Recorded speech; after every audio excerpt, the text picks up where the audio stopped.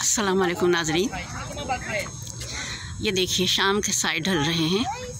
मैं यहाँ मिलाद में आई हूँ, मिसिसागा। सामने देखिए लिखा नज़र आ रहा है Mississauga valley community centre and library. जहाँ कम्युनिटी सेंटर होता है वहाँ लाइब्रेरी ज़रूर होती है। ये इल्म दोस्त कौम है।